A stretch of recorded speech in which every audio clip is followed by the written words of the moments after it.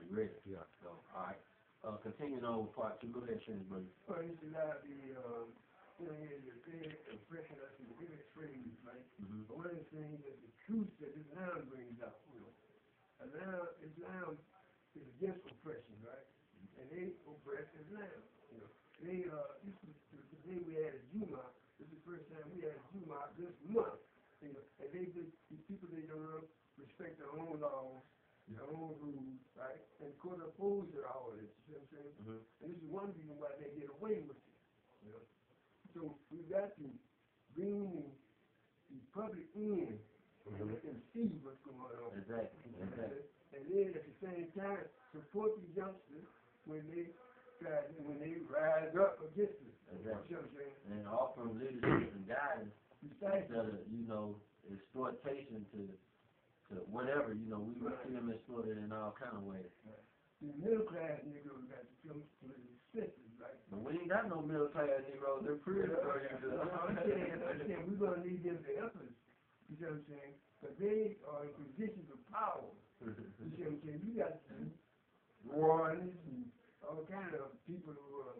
But then, I got the war and I got up on it. Yeah, that's what I'm saying. They got to come to their system. Okay. You know what I'm saying? Because the middle class blacks have immense power. Politically, you know what I'm saying? Economically, socially, and media and all of this. They can, when you turn on TV and see the newscast, you see a whole lot of middle class blacks. You know what I'm saying? And they're being used to facilitate our oppression. So they're being turned against us. Through credit. They give them credit. They give them a nice job title. Right. Get all the money. And they don't even need the Ku Klux Klan. They don't need the Ku Klux Klan. Matter of fact, they couldn't get away with stuff they're doing that these black middle class people do. So could. Okay, I understand what you're saying. I understand. The Ku Klux Klan couldn't do something. Yeah, they couldn't do another one. Because we really need to smash that. Calm down, bro. You ain't every time? No, but well, we haven't really even been enumerate the list of things that the oppression, the exploitation, but they exploit not only ourselves, but our families, the money. They running it like banks do. I just was checking it out. Checked out an article in the Final Call, brother shared with me. The banks, they look for all type of little ways to charge you an extra dollar for this transaction, extra dollar for this deposit. And prisons now running like banks. They looking for more and more ways to charge us for our incarceration. And it is illegal. You see what I'm saying? The Alabama article has got in the newspaper. The Department of Correction charge. Oh yeah. And they said what? We gonna do it anyway. They doing it anyway. They charge a fee after fee. It was a prison in Massachusetts. There's an article in the Prison Legal News, and they showing how the sheriff said that they done ran out of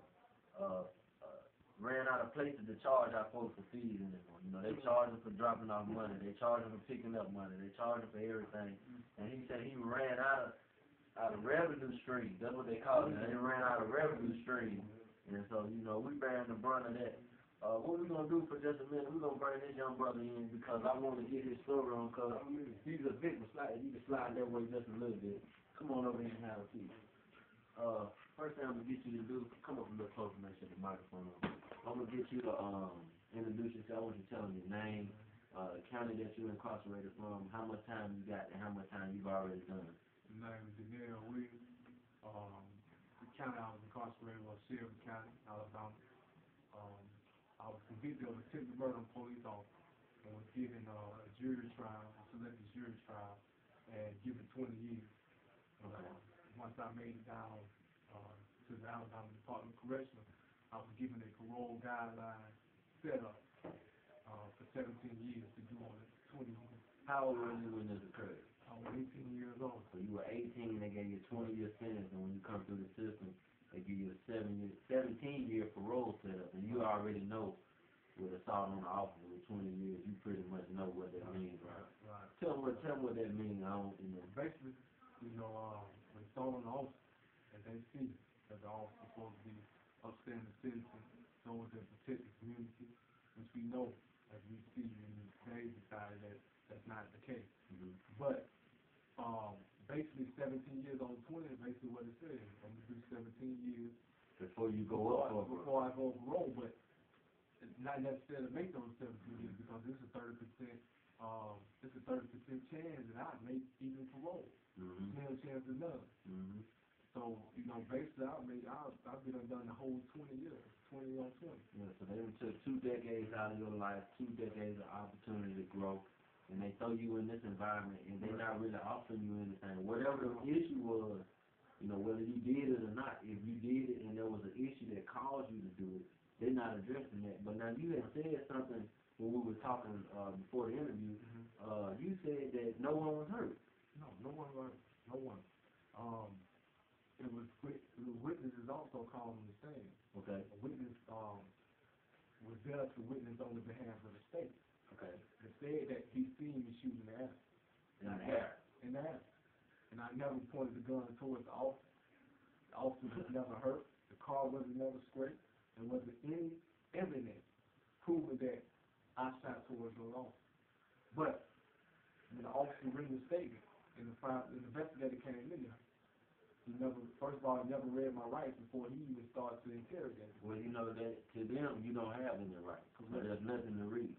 Correct. If you had rights, you wouldn't be doing 17 years on a 20-year sentence before you go up for parole, knowing that you ain't gonna make it, and you ain't shot nobody, you ain't harmed nobody, you ain't, you fired a gun, whether you fired it in the air, or even if you were shooting, it's obvious that you don't know how to shoot a gun, because if you were shooting a gun and you knew how to shoot a gun, you would have hit it, or you would have hit something. So the fact that you discharged the firearm, okay, maybe you created public danger. Maybe you know what I'm saying? But do you deserve to do 20 years in prison for that? It doesn't fit the elements of attempted murder. Yeah.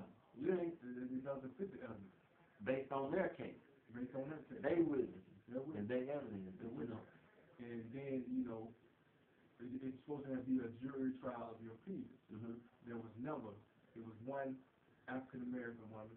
The rest of them was white. And they was middle class to upper class. From Hoover and 280, the other place where police live. They live. So they have the same perception of the police. Yeah. So they don't understand my condition. They don't know where I come from and the place. So they can't really see that side of that story. So automatically, it's not. I have no fair trial. I have no fair case. Well, the thing I want to bring out is because, I know you personally. I've been knowing you since you've been around. I know you're a positive brother. I know you about education. I know for a fact that this man done rehabilitated himself. And whatever it was the cause, I ain't never even talked about his case with him before today. But whatever it was, those elements no longer exist. This man has educated that stuff all the way up out of him. Right. So I just want you to give a little background into your process of education, your process of rehabilitation, and who you are today as opposed to whoever is wrote up in those reports about the person 7 years ago. Right. Well, basically, when I came down incarcerated, man, when I came down the road, man, giving me 20 years, my whole objective was to come and get correction. Mm-hmm. They said that I violated, or they said that I broke, had an offense, and I committed a crime. Mm-hmm. So, I had to just come down here and See, when it started, did it go to a level? Yeah.